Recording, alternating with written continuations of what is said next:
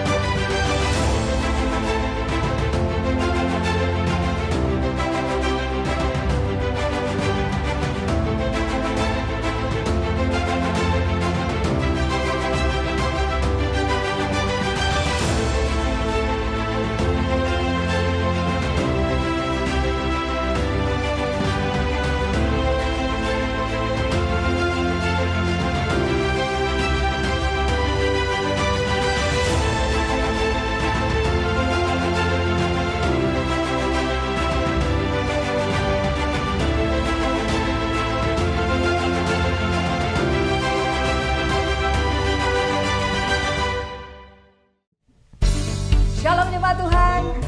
Mari masuk gerbang Tuhan dengan puji-pujian dan sukacita kita. Karena Allah kita layak disembah dan dipuji. Mari satukan hati, satukan suara kita, dan angkat suara kita bagi kemuliaannya. Katakan, We give you glory, we give you honor, we give you praise for all that you are. We give you glory, we give you honor, we give you praise.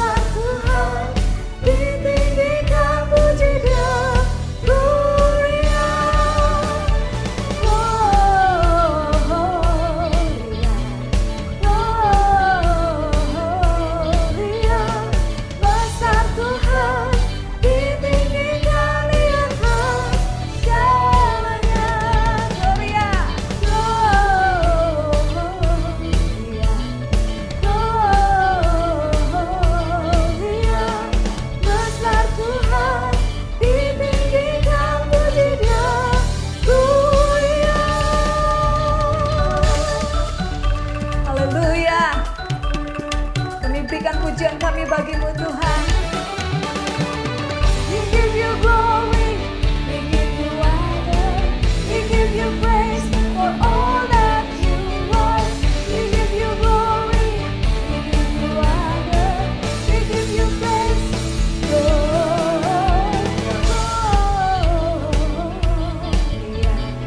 Gloria,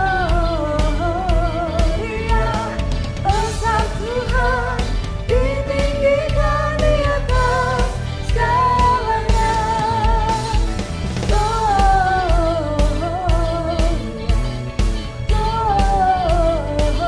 Gloria, besar Tuhan, ditinggikan puji Dia.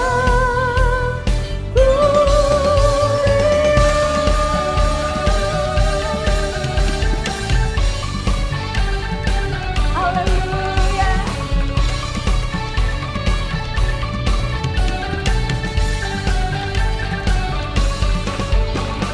Kami datang bawa pujian, sorak kebenaran. Haleluya.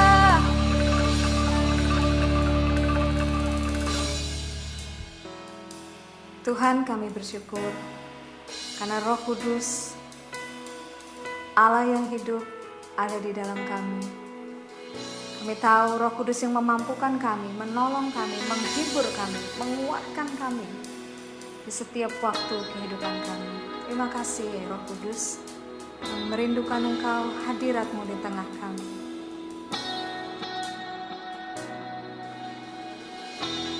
Allah Roh Kudus, penuhi kami. Ku rindu Kau selalu dalam hidupku. Allah Roh Kudus, ubah hatiku, jelikanku, jamahlah ku rindu hadirat-Mu. Ku sembah kudus, kudus, kuduslah Tuhan, dan ku sanjung Kau mulia, mulia bagimu Tuhan. Allah Roh Kudus, penuhi kami.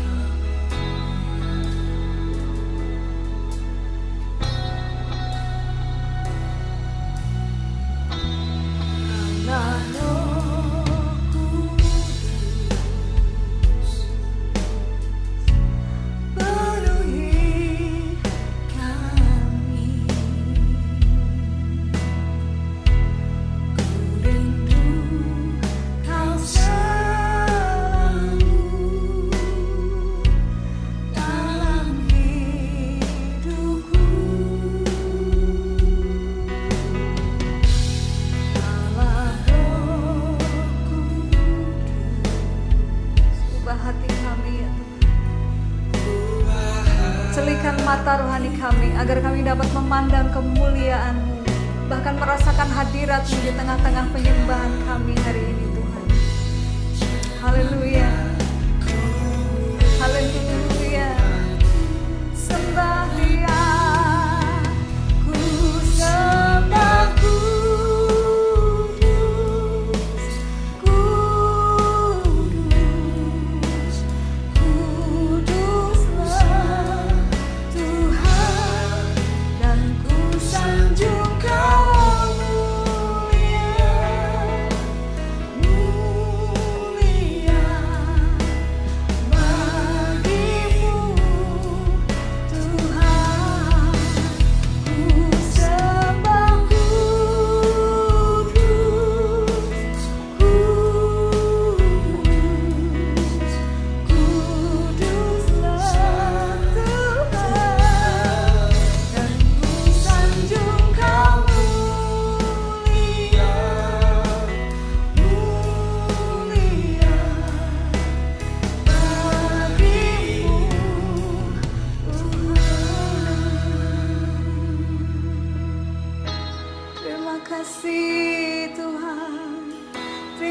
kasih Roh Kudus, Kau kuatkan kami yang lemah, yang putus asa. Kau hibur kami. Terima kasih Yesus. Kami sembah Kau Tuhan, kami sembah Kau Tuhan. Kudus, kuduslah nama-Mu, kuduslah nama-Mu Tuhan.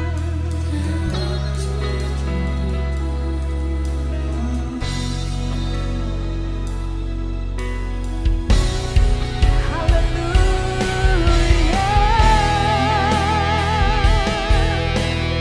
Kami sembah Kau Tuhan, kami tinggikan siapa Kau kudus Tuhan.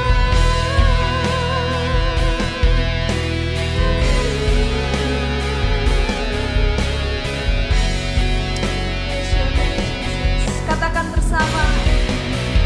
Ku sembah kuduslah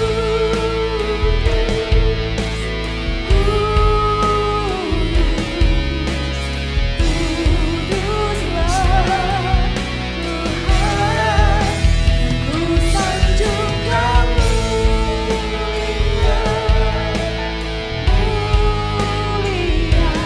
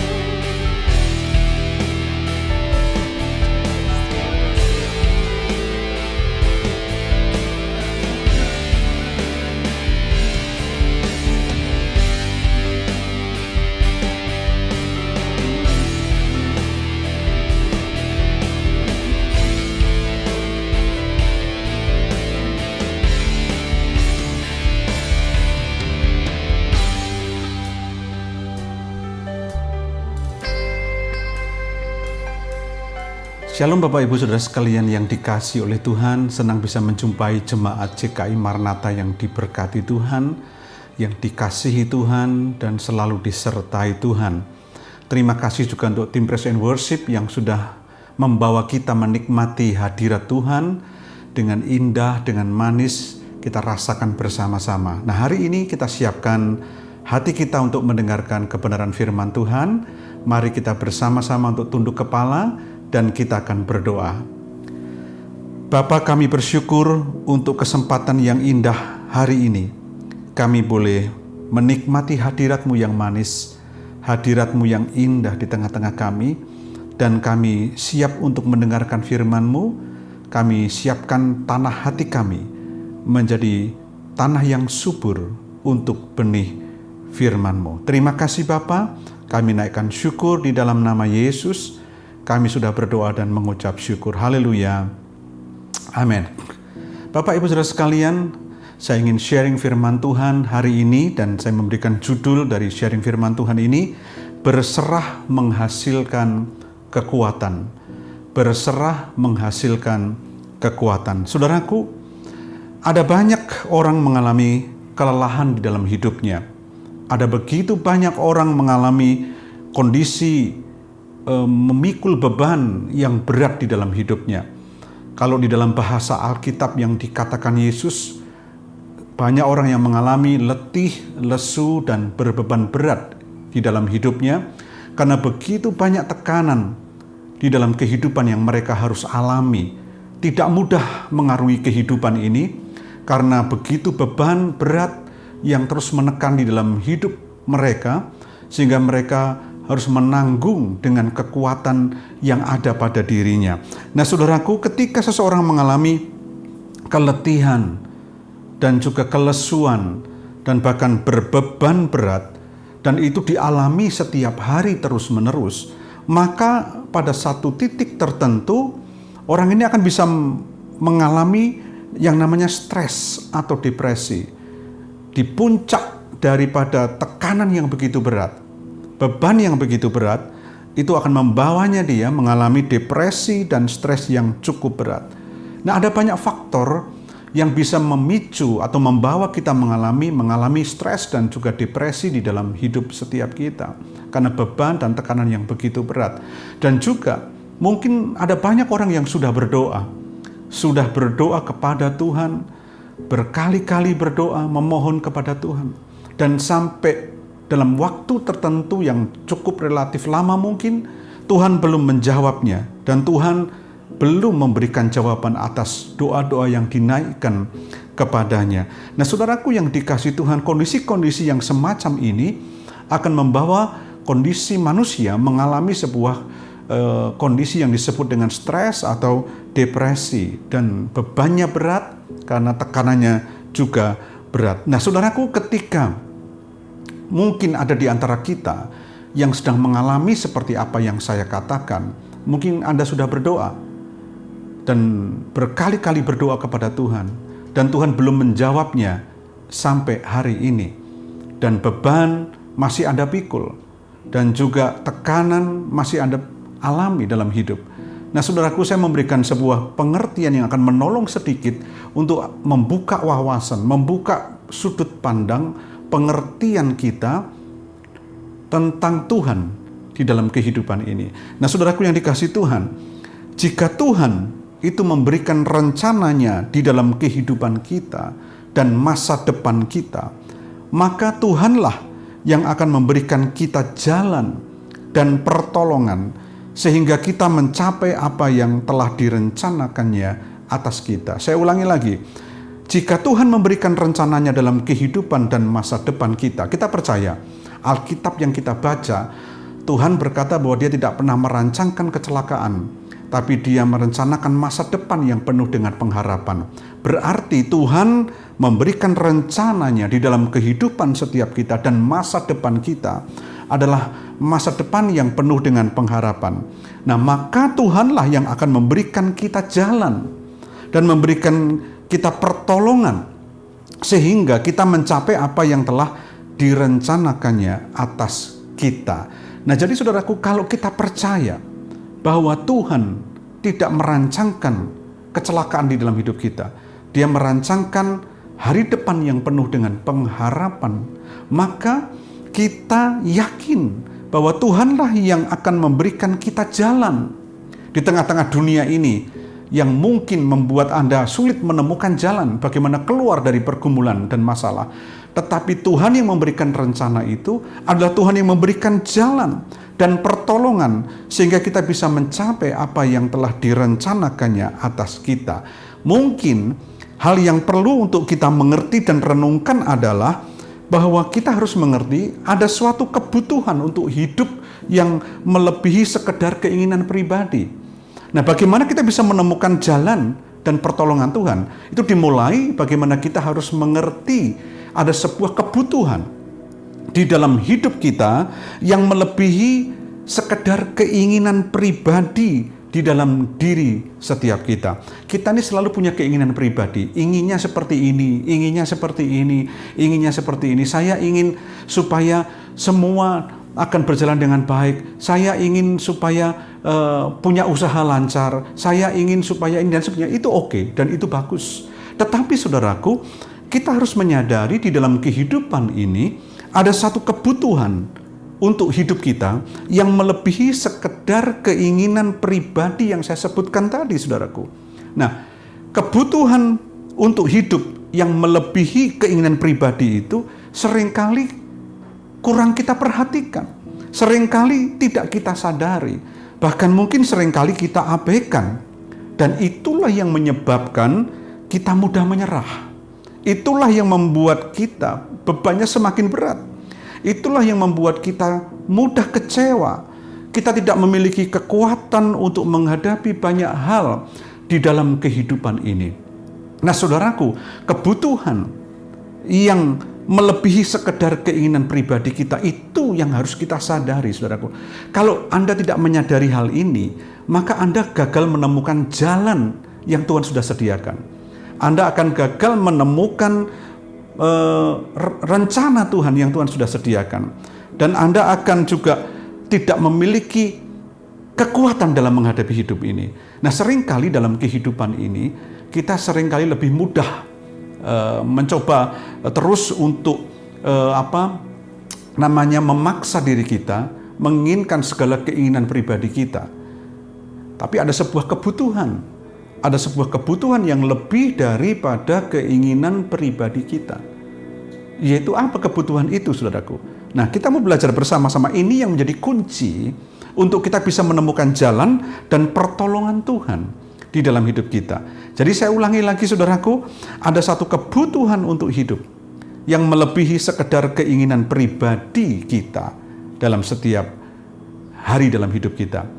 Ya, jadi ada sebuah kebutuhan. Nah, kebutuhan ini yang harus Anda sadari. Inilah yang akan membawa saudara untuk bisa menemukan pertolongan Tuhan dan menemukan jalan yang Tuhan sediakan. Nah, saudaraku, apa yang disebut dengan kebutuhan hidup yang melebihi sekedar keinginan pribadi itu? Yaitu kebutuhan akan tuntunan Tuhan. Kebutuhan akan tuntunan Tuhan. Kebutuhan di mana kita bisa mengerti rencana Tuhan di dalam hidup kita ketika kita menjalani kehidupan di dunia ini.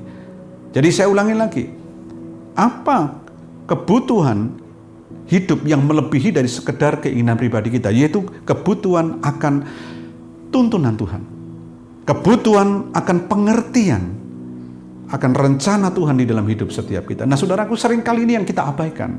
Kita lebih sibuk untuk sekedar minta sesuatu atau menginginkan yang menjadi keinginan pribadi kita. Tetapi sebenarnya, saudaraku, di balik keinginan pribadi kita, ada satu kebutuhan yang lebih tinggi dari kehidupan ini yang sangat dibutuhkan, yaitu kebutuhan akan tuntunan Tuhan. Kebutuhan akan pengertian hikmat untuk bisa memahami rencana Tuhan di dalam hidup setiap kita. Nah, ini yang seringkali diabaikan oleh banyak orang. Jadi seringkali yang dipikirannya, apa yang diinginkan dalam hatinya ada keinginan pribadi, keinginan untuk ini, untuk itu, dan sebagainya. Tetapi betapa jarangnya kita untuk sungguh-sungguh menyadari bahwa kita membutuhkan yang namanya tuntunan Tuhan.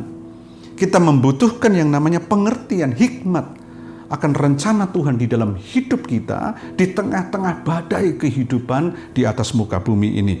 Nah, saudaraku, kalau Anda orang yang menyukai firman Tuhan, saya yakin bahwa firman Tuhan selalu memberikan kita petunjuk, arahan, dan kekuatan dalam menghadapi segala hal dalam kehidupan yang kita jalani. Jadi firman Tuhan itu diberikan oleh Tuhan kepada kita untuk memberikan petunjuk dan juga sekaligus kekuatan di dalam menghadapi segala hal dalam kehidupan yang kita jalani ini. Jadi kalau Anda mencintai firman Tuhan, ya pasti Anda akan menemukan arahan, petunjuk, jalan, Bahkan firman Tuhan itu juga memberikan sebuah kekuatan dalam menghadapi segala hal di dalam kehidupan yang kita hadapi ini, saudaraku. Nah, sekarang pertanyaan yang berikutnya adalah bagaimana semua hal tersebut bisa kita dapatkan? Arahan Tuhan, tuntunan Tuhan, kekuatan Tuhan, hikmat Tuhan itu. Bagaimana supaya itu bisa kita dapatkan di dalam hidup ini? Ya, supaya kita dapat ini ke sebuah kebutuhan yang lebih penting daripada keinginan pribadi kita. Nah, bagaimana kita bisa mendapatkan itu caranya? Nah, saudaraku, Alkitab mengajarkan kepada kita untuk mendapatkan semuanya itu, kita perlu yang namanya berserah kepada Tuhan.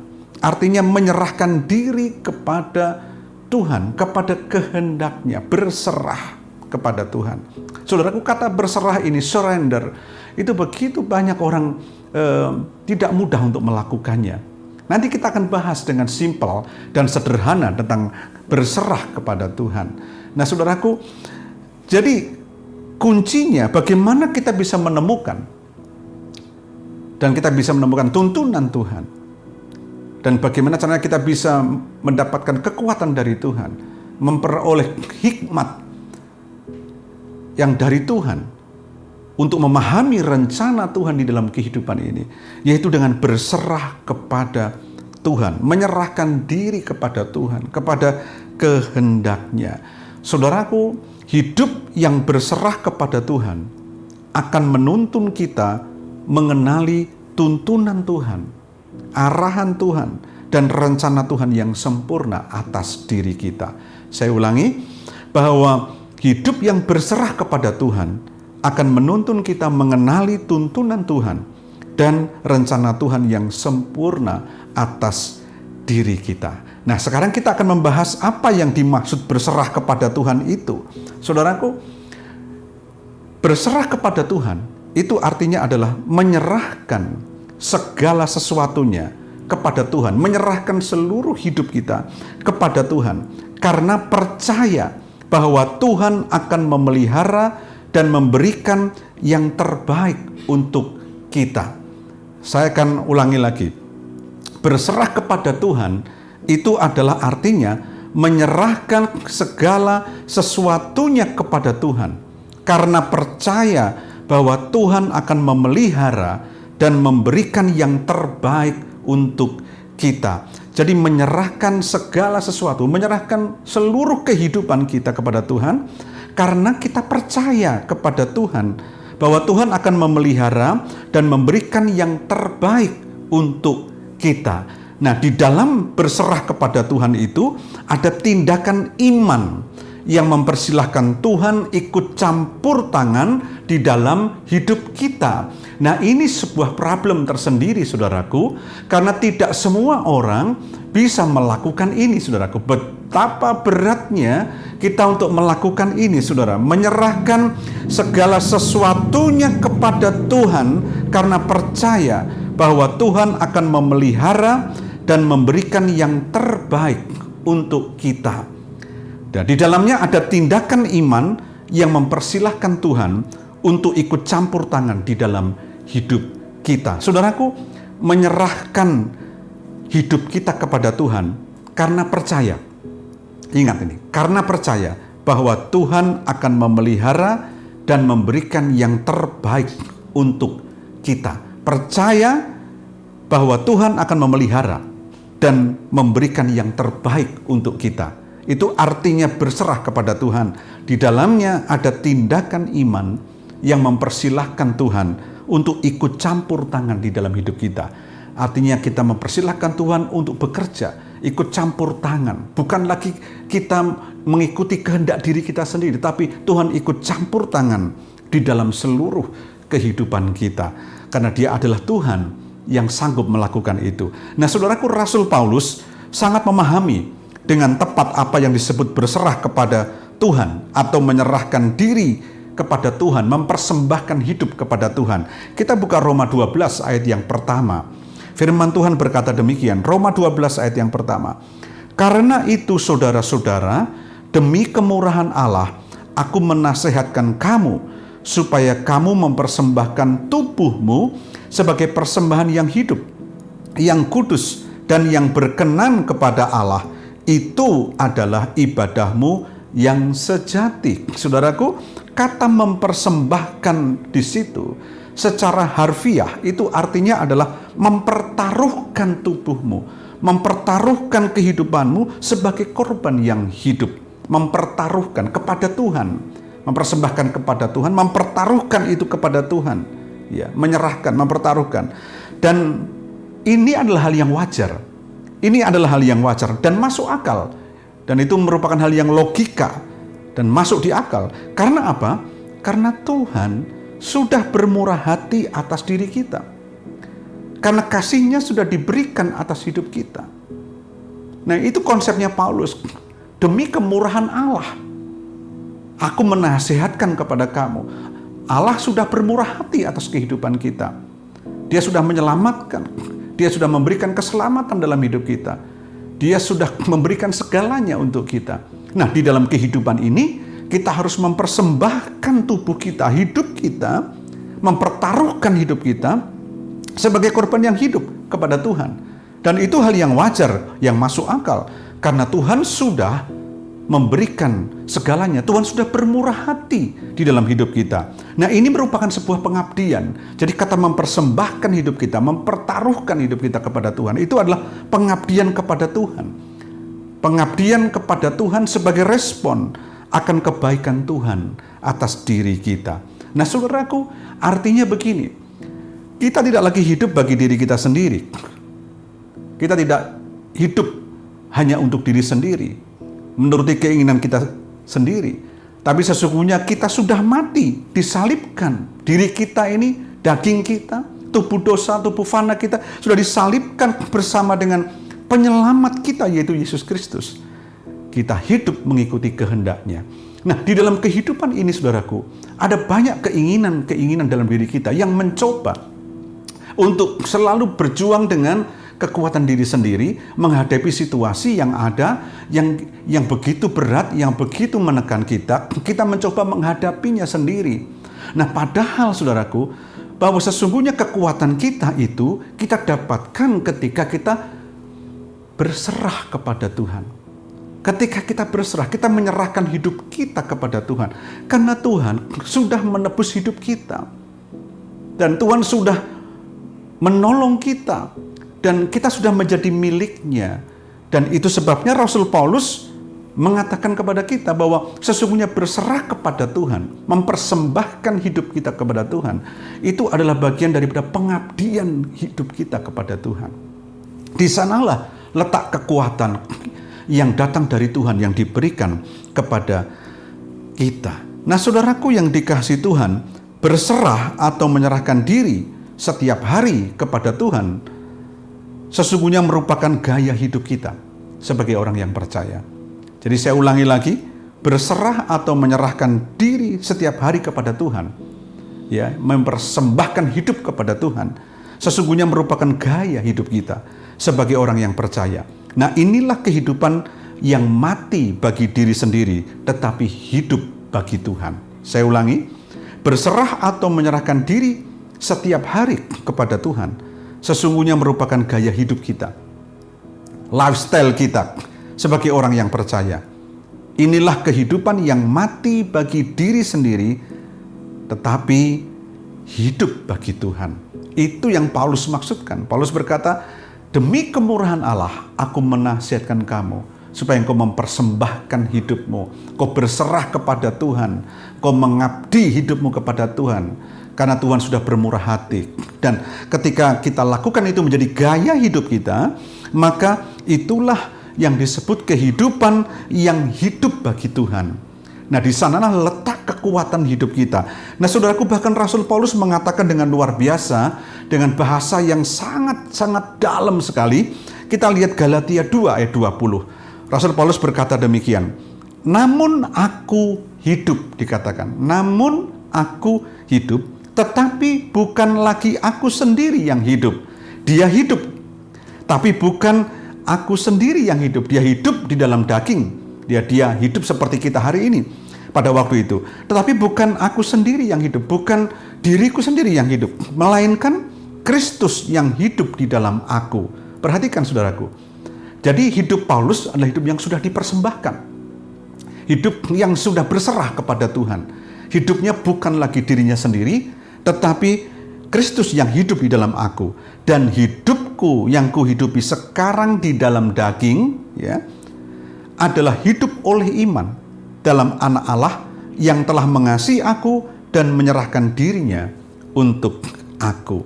Jadi dalam bahasa yang simpelnya, ketika saya baca ayat ini, sebenarnya intinya ini, Kristus adalah nafas kehidupan Paulus.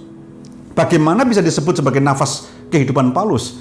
Yaitu ketika dia berkata, aku hidup, tetapi bukan lagi aku sendiri yang hidup, melainkan Kristus yang hidup di dalam aku. Jadi dia hidupnya karena Kristus yang hidup di dalamnya. Berarti bahwa Kristus adalah nafas kehidupan Paulus. Nah, ketika Kristus menjadi nafas kehidupan Paulus, maka dia berkata juga, bukan aku sendiri yang hidup, berarti dirinya sudah mati. Artinya dagingnya sudah dimatikan, sudah disalibkan. Dengan kata lain, Kristus adalah nafas kehidupan Paulus. Dengan cara apa? Supaya Kristus itu menjadi nafas kehidupannya, yaitu dengan dia hidup bukan bagi diri sendiri. Nah, saudaraku, di dalam hidup ini ada sebuah kebutuhan yang jauh lebih tinggi daripada sekedar keinginan pribadi kita, yaitu kebutuhan akan tuntunan Tuhan, kebutuhan akan hikmat Tuhan, memahami rencana Tuhan di dalam hidup setiap kita. Nah, itu dibutuhkan yang namanya berserah kepada Tuhan. Sebab kalau kita tidak melakukan itu, kita tidak akan pernah mendapatkan jalan dan kekuatan dari Tuhan. Paulus menemukan jalan di dalam kehidupannya yang terjal itu. Jalan yang tidak mudah yang dia harus lewati. Dia menemukan jalan Tuhan yang disediakan untuk dia lewati. Dan kekuatannya karena dia menyerahkan hidupnya kepada Tuhan. Dia berserah kepada Tuhan. Nah, saudaraku, supaya Kristus menjadi nafas kehidupan kita, maka kita harus menyerahkan diri atau berserah sepenuhnya kepada Kristus. Kalau Anda dan saya ingin Kristus menjadi nafas kehidupan kita, maka kita harus menyerahkan diri atau berserah sepenuhnya kepada Kristus. Saudaraku yang dikasihi Tuhan, ketika kita berserah atau menyerahkan diri kita kepada Tuhan sepenuhnya, kita akan mengalami pertumbuhan di dalam hadirat-Nya. Jadi ketika kita berserah atau menyerahkan diri kita sepenuhnya kepada Tuhan, kita akan mengalami pertumbuhan di dalam hadirat-Nya. Pada waktu kita menyerahkan hidup kita, maka hadirat Allah, kuasa Tuhan itu melingkupi kita, dan kita akan bertumbuh di dalamnya. Sebaliknya, bila kita mengandalkan kekuatan diri kita sendiri, kita sedang membangun kekuatan yang membawa kita menjauh dari Tuhan. Saya ulangi, ketika kita berserah atau menyerahkan diri kita sepenuhnya kepada Tuhan, kita akan mengalami pertumbuhan di dalam hadirat-Nya. Sebaliknya, bila kita mengandalkan kekuatan diri kita sendiri, kita sedang membangun kekuatan yang membawa kita menjauh dari Tuhan. Dan ketika kita menjauh dari Tuhan, maka yang terjadi, kita gagal menemukan jalan yang harusnya dapat kita temukan. Dan kita juga tidak memiliki kekuatan dalam hidup ini untuk menghadapi semua tantangan yang kita hadapi saat-saat ini. Nah, saudaraku yang dikasihi Tuhan, di dalam berserah kepada Tuhan selalu menghadirkan kekuatan yang tak terbatas dari Tuhan itu sendiri. Saya mengulangi lagi, di dalam berserah kepada Tuhan selalu menghadirkan kekuatan yang tak terbatas dari Tuhan. Ketika kita tidak ada penyerahan diri kepada Tuhan dan tetap dengan kekuatan yang terbatas yang ada pada kita. Saya ulangi, di dalam berserah kepada Tuhan selalu menghadirkan kekuatan yang tak terbatas dari Tuhan. Ketika tidak ada penyerahan diri kepada Tuhan, kita tetap dengan kekuatan yang terbatas yang ada pada kita. Nah, saudaraku, pertanyaan yang terakhir, apa yang menyebabkan seseorang tidak mau berserah kepada Tuhan? Apa sih? Padahal sebenarnya manusia butuh kekuatan dari Tuhan. Butuh kekuatan dari Tuhan. Butuh jalan yang datang dari Tuhan. Ketika menghadapi tekanan hidup, menghadapi beban yang berat, letih lesu dalam hidup ini. Sebenarnya kita membutuhkan pertolongan dari Tuhan. Kekuatan dari Tuhan. Jalan yang Tuhan sediakan untuk kita bisa lewati bersama dengan Dia. Tapi ternyata tidak semudah itu, Bapak Ibu. Ada banyak orang yang tidak mau berserah kepada Tuhan. Nah, pertanyaannya, apa yang menyebabkan seseorang tidak mau berserah kepada Tuhan? Ada banyak sih, tapi hari ini saya berikan satu aja, yaitu rasa aman atau kenyamanan dengan gaya hidup yang mengandalkan diri sendiri. Saudaraku, dari sejak kecil sampai kita tumbuh menjadi dewasa saat ini, begitu banyak pengalaman-pengalaman kehidupan yang justru kita dapatkan bagaimana kita diberikan pengajaran-pengajaran supaya kita bisa mandiri dan kemudian kita bisa melakukan segala sesuatu dengan apa yang ada pada kita dalam sisi yang positif tentunya. Tetapi terus-menerus itu menjadi sesuatu yang akhirnya berdampak sehingga kita merasa manusia yang serba bisa.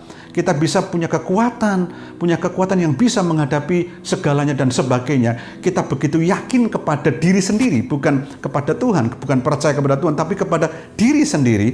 Dan kemudian kita merasa nyaman dengan semua itu, dan kita lama-lama menjadi sebuah gaya hidup yang mengandalkan diri sendiri. Akhirnya berkata, aku bisa kok, aku bisa. Mungkin dari perkataan kita tidak mengeluarkan kata-kata seperti itu, tapi dari sikap kita berkata seolah-olah kita bisa. Ketika kita menyerahkan hidup sepenuhnya kepada Tuhan, kita susah. Karena dalam hati kita berkata kita bisa, kita mau. Ataupun kita juga tidak mau menyerahkan diri. Artinya kita merasa diri kita ini sepertinya sulit untuk kita serahkan kepada Tuhan, karena kita merasa sudah terbiasa dengan hal itu. Nah, saudaraku yang dikasihi Tuhan, saya mau berkata kepada saudara, kalau ini dipertahankan, rasa aman, kenyamanan dengan gaya hidup mengandalkan diri sendiri, maka lama-lama itu akan menjadi penghalang. Dan terus akan menjadi penghalang masa depan yang Tuhan sediakan bagi kita. Jadi itu akan menjadi penghalang untuk kita masuk kepada masa depan yang Tuhan sudah sediakan buat setiap kita.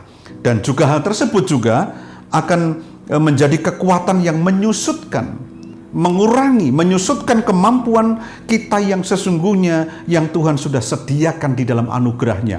Di dalam anugerah Tuhan, di dalam kasih-Nya yang sempurna, di dalam anugerah-Nya, Tuhan memberikan kekuatan yang luar biasa di dalam hidup setiap kita untuk menghadapi tantangan-tantangan yang kita hadapi. Tetapi ketika kita mengandalkan kekuatan kita sendiri, saudaraku, dampaknya apa? Kita menyusutkan semua apa yang Tuhan sudah berikan di dalam kasih karunia, di dalam anugerah-Nya itu. Di dalam Kristus itu ada kekuatan yang luar biasa. Jadi ketika kita berserah kepada Kristus, kita menyerahkan hidup kita sepenuhnya kepada Kristus, maka ada kekuatan yang luar biasa yang dialirkan di dalam hidup kita. Dan itu disediakan bagi kita orang yang percaya di dalam anugerah-Nya. Nah, kalau kita mengandalkan kekuatan kita sendiri, maka otomatis itu menyusutkan semuanya apa yang Tuhan sudah sediakan di dalam hidup kita. Nah, oleh sebab itu Bapak Ibu Saudaraku yang dikasihi oleh Tuhan, hari ini kita belajar firman Tuhan secara sederhana. Kalau engkau dan saya hari ini mengalami banyak tantangan dalam hidup ini, dan tekanan berat, dan bahkan juga berbeban berat, saudaraku, letih lesu dalam hidup kita, saudaraku, kekuatan hanya datang dari Tuhan. Dengan cara gimana? Yaitu ketika kita berserah kepada Tuhan. Mulai dengan menyadari dalam hidup ini ada sebuah kebutuhan yang jauh lebih besar, jauh lebih tinggi daripada sekedar keinginan pribadi kita, yaitu kebutuhan akan tuntunan Tuhan, kebutuhan akan hikmat, pemahaman, pengertian akan rencana Tuhan di dalam hidup setiap kita. Dan itu yang sangat kita butuhkan hari-hari ini. Jadi bukan keinginan pribadi kita, tetapi kita sadari bahwa kita butuh tuntunan Tuhan. Kita butuh hikmat yang datang dari Tuhan ketika menghadapi situasi yang tidak mudah ini. Nah, caranya bagaimana? Berserah kepada Tuhan. Karena di dalam berserah itulah, saudaraku, kita akan menemukan tuntunan. Kita akan menemukan Tuhan mengajari kita, memberikan hikmatnya kepada setiap kita, bahkan memberikan kekuatannya atas hidup kita.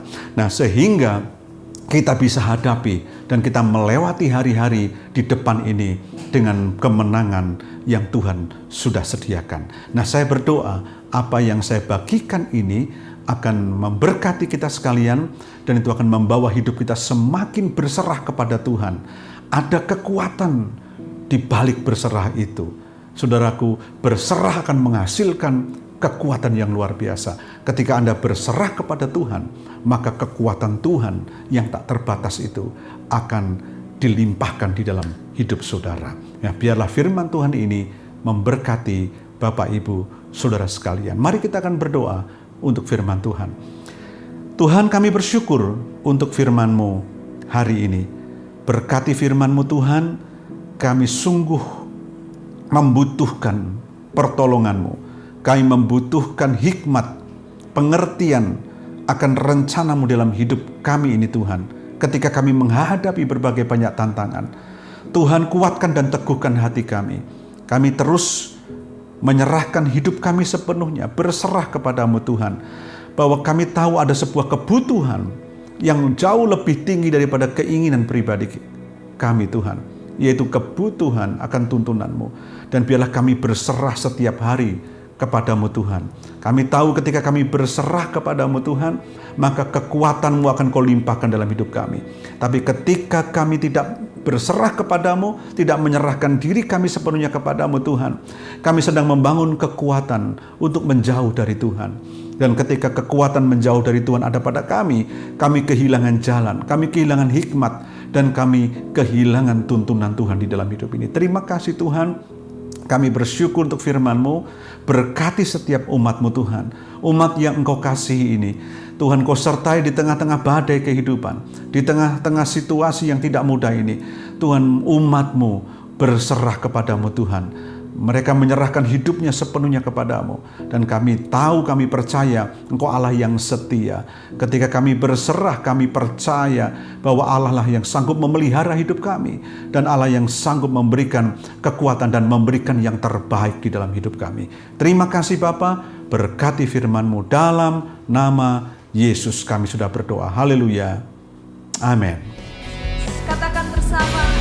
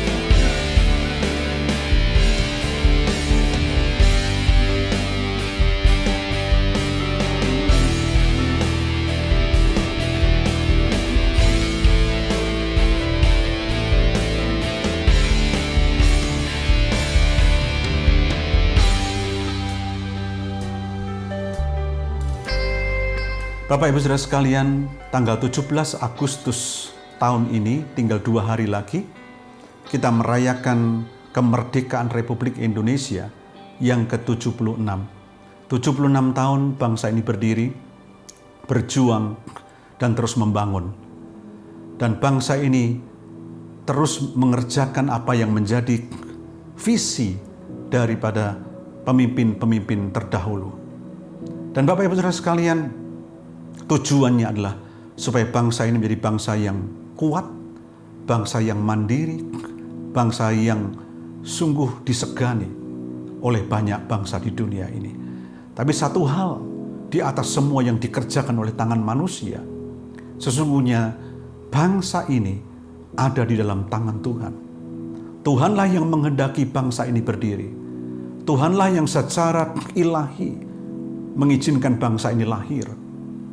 Berarti Tuhan punya rencana yang besar atas bangsa ini. Di tengah-tengah situasi yang kita lihat hari-hari ini, mungkin kita berkata, apa benar Tuhan mengasihi bangsa ini? Saya berkata 100% bahwa Tuhan Yesus mengasihi bangsa ini. Oleh sebab itu saudaraku, mari kita bersama-sama mendoakan bangsa ini. Kita sebagai umat yang telah ditebus oleh darah anak domba, yang sudah disucikan oleh darah anak domba, yang dimana Tuhan juga yang menebus kita adalah Tuhan yang mengasihi bangsa ini. Mari kita bersama-sama dengan hati Tuhan, kita berdoa untuk bangsa ini. Biarlah kiranya perjalanan ke depan bangsa ini diberkati Tuhan. Bangsa ini melahirkan pemimpin-pemimpin yang punya integritas yang luar biasa, yang takut akan Tuhan. Bangsa ini melahirkan orang-orang yang sungguh-sungguh mewarnai dunia ini dengan segala kebaikan. Dan bangsa ini bisa menjadi berkat bagi bangsa yang lain. Dan bangsa ini menjadi bangsa yang makmur, adil, dan sentosa. Mari kita akan berdoa bersama-sama untuk bangsa Indonesia. Tuhan, kami bersyukur 76 tahun Engkau sudah memelihara bangsa ini. Dan sampai tahun ini Tuhan, kami melihat pemeliharaan-Mu yang luar biasa atas bangsa ini. Engkau memberkati pemimpin-pemimpin kami hari ini. Di tengah-tengah situasi yang tidak mudah, Tuhan, Engkau terus memakai pemimpin-pemimpin bangsa kami. Dengan hikmat takut akan Tuhan, dengan kebijaksanaan, keadilan, dan kejujuran, integritas. Tuhan, kami berdoa. Tuhan, kami terus mendoakan bangsa ini. Bangsa ini ada di dalam hati-Mu. Dan kami mendoakan dari bangsa ini akan lahir pemimpin-pemimpin bangsa.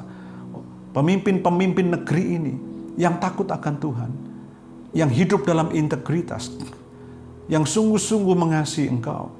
Tuhan, Hamba-Mu berdoa, di atas segala hal yang diimpikan oleh bangsa kami ini, Engkau terlebih Tuhan, bahwa Engkau punya rencana yang besar atas bangsa ini. Kami berdoa, kami percaya Tuhan, terjadi keselamatan, gelombang keselamatan yang besar atas bangsa ini. Bahkan banyak orang yang boleh mengalami perubahan hidupnya oleh karena Engkau. Dan bahkan bangsa ini mengenal Engkau Tuhan. Kami berdoa di dalam nama Tuhan Yesus bahwa bangsa ini juga menikmati kemakmuran. Dan Engkau sudah karuniakan atas bangsa ini tanah yang subur. Tuhan, kami percaya bahwa bukan kebetulan Engkau membawa bangsa ini memiliki tanah yang subur. Kami percaya Tuhan ada maksud dan rencana Tuhan yang besar di atas semuanya. Tuhan, Engkau yang bekerja dan terus Engkau akan memulihkan bangsa kami. Engkau memberikan Shalom-Mu atas bangsa kami. Kami berdoa khusus untuk bangsa ini Tuhan. Biarlah Shalom-Mu, damai-Mu ada di tengah-tengah bangsa ini. Berikan kesatuan terus Tuhan, persatuan satu dengan yang lain. Kami percaya Tuhan bangsa ini bersama dengan Engkau akan berdiri tegak dan nama-Mu dipermuliakan. Berkati bangsa ini Tuhan, ekonominya, keamanan, bahkan juga segala sisi daripada bangsa ini Engkau memberkati. Terima kasih Tuhan Yesus, kami naikkan syukur kami untuk bangsa Indonesia. Haleluya. Amin. Saya percaya Bapak Ibu Saudara sekalian diberkati Tuhan di dalam ibadah ini dari awal sampai akhir.